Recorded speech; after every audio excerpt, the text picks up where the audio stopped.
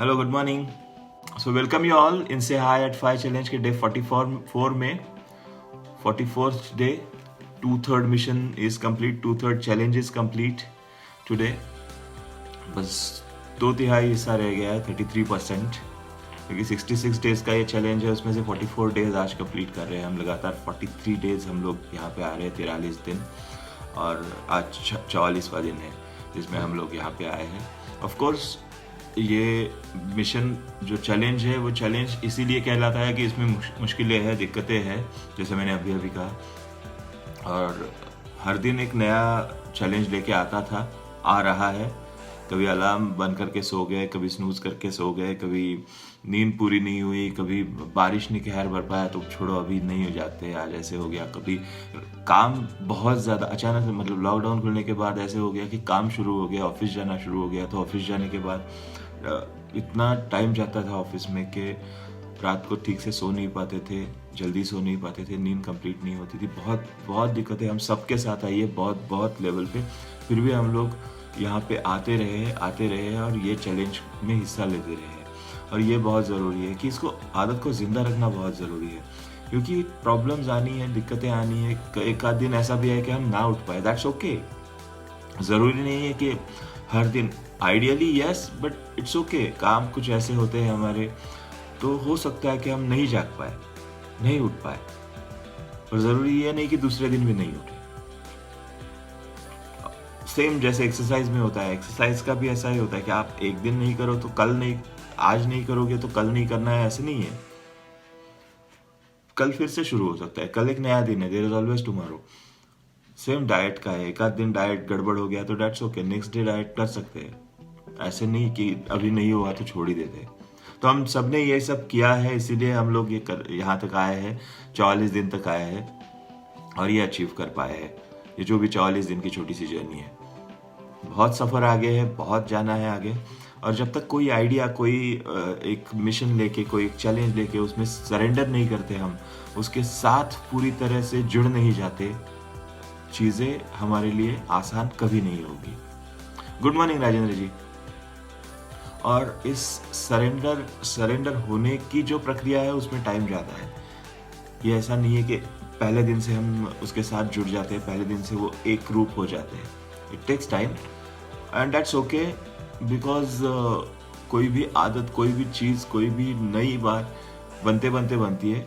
हम जब दांतों में फिलिंग भी कराते हैं तो बार बार हमारी जीभ वहाँ जाती है टटोलने के लिए क्या है करके। कोई भी फॉरेन बॉडी हमारे शरीर में होती है, चश्मा भी लगाया तो ऐसे होता है कि अरे क्या लगाया है चेहरे। तो धीरे धीरे आदत बन जाती है, धीरे धीरे वो लाइफस्टाइल का हिस्सा बन जाती है। It takes time, every new habit takes time to get installed, and when it does it's hard to detach. So that's the thing. जब तक वो स्टेज नहीं आता तब तक पहुंचना है, तब तक ये सब करना है, फिर जाके ये लाइफस्टाइल ही बन जाएगी। और फिर जाके फिर कोई भी मुश्किल हो, कोई भी दिक्कत हो, कुछ भी प्रॉब्लम हो, हम 5 बजे जागेंगे ही जागेंगे।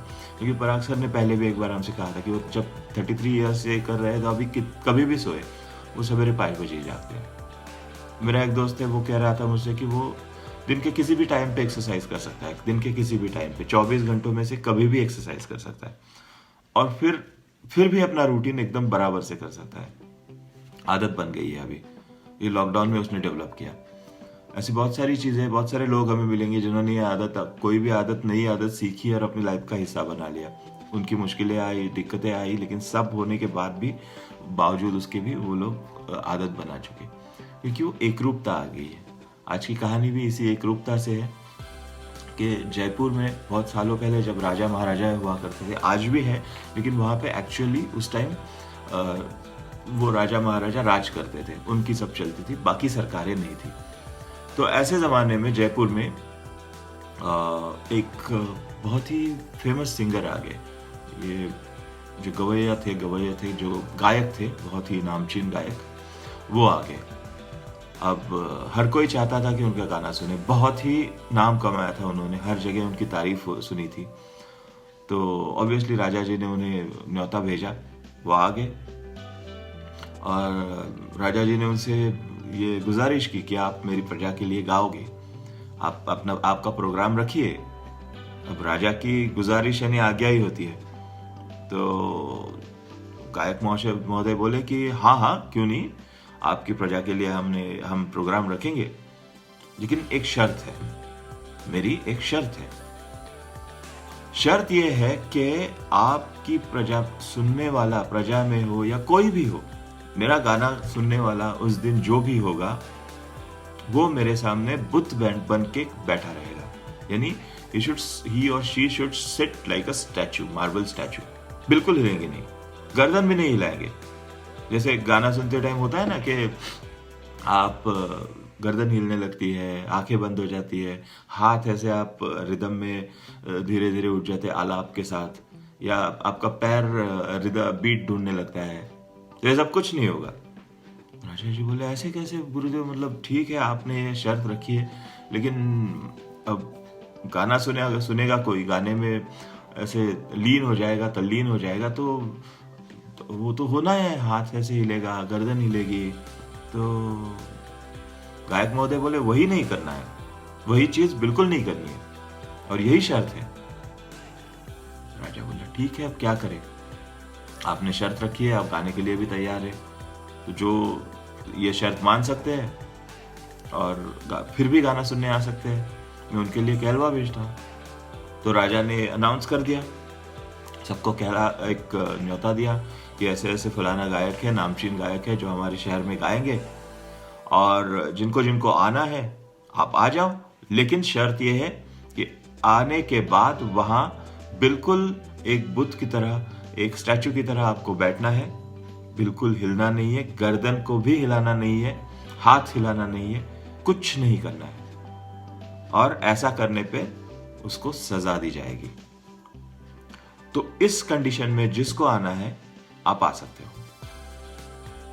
हजारों लोग थे शहर में जो गाना सुनना चाहते थे, लेकिन ये तो एक विचित्र सी शर्त सुनी उन्होंने, और उसमें से बहुत सारे तो वहीं पे ढेर हो गए, बोले नहीं यार, अब गाना सुनेंगे तो ऑब्वियसली गर्दन हिलेगी, हाथ हिलेगा, पैर हिलेंगे, तो और वहां पे जाके फिर गाना भी सुनो और सजा भी पाओ, नहीं ये तो मैं नहीं कर सकता।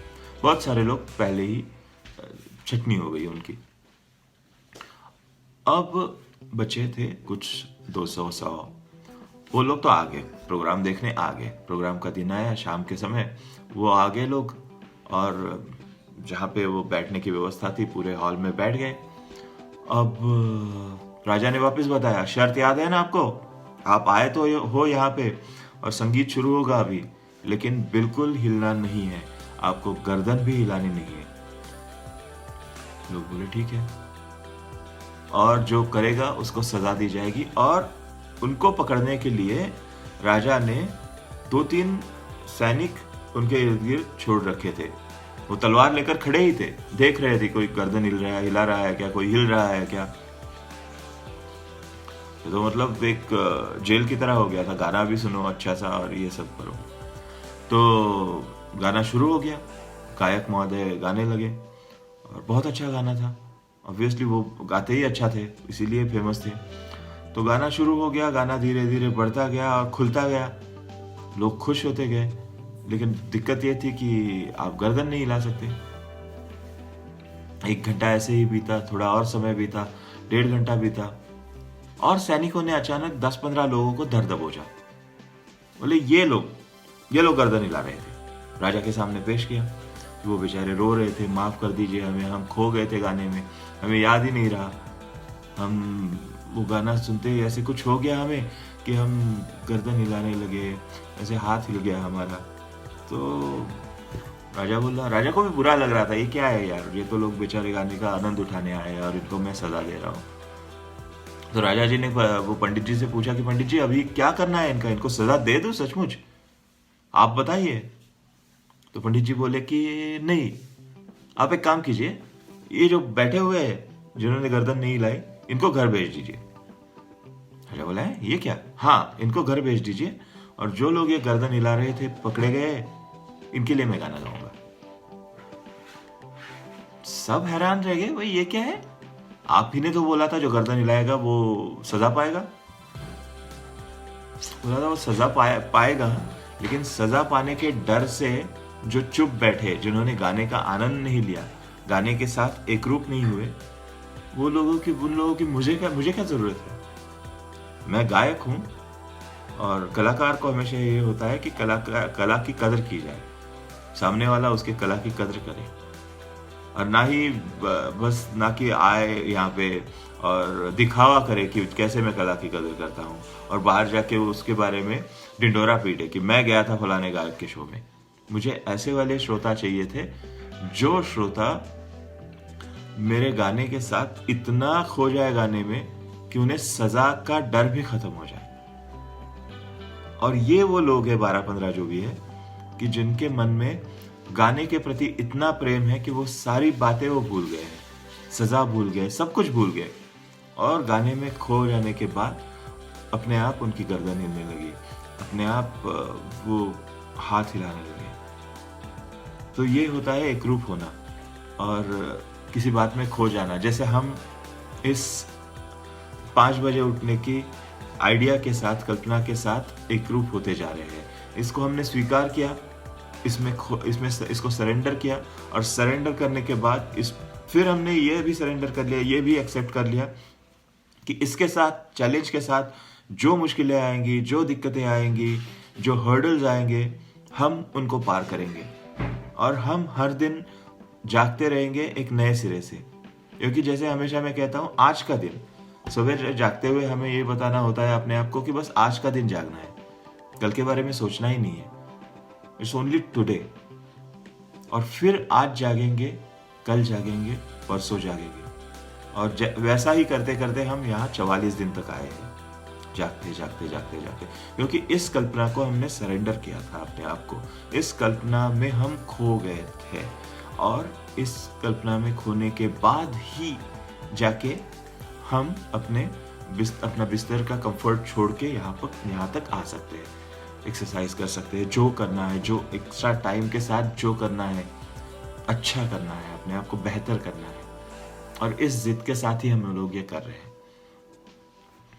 तो बस यही करते रहना है और लगातार करते रहना है, तब जाके ऐसा हो जाए आगे जाके कि हाँ 5 बजे, मैं तो 5 बजे ही उठता हूँ, मतलब वही लाइफस्टाइल है, वही हिस्सा है। जैसे अभी एक 15-20 मिनट के बाद पंछी शोर करना शुरू कर देंगे, बाहर मैं जब भी बालकनी में जाता हूँ पंछी शोर करना शुरू कर देते हैं, क्योंकि उनके लाइफस्टाइल का वो हिस्सा है कि सूरज से पहले उठना। वैसा ही हमारा भी हो जाएगा। तो thank you so much for coming here और मोटिवेटिंग, क्योंकि मेरा भी यही मोटिवेशन है कि इसीलिए मैं भी जाग के यहाँ आता हूँ। तो thank you so much for that thank you so much for motivating me, and stay happy, stay safe, and see you tomorrow in से हाई एट 5 चैलेंज के डे 45 में। तब तक के लिए bye and take care, bye.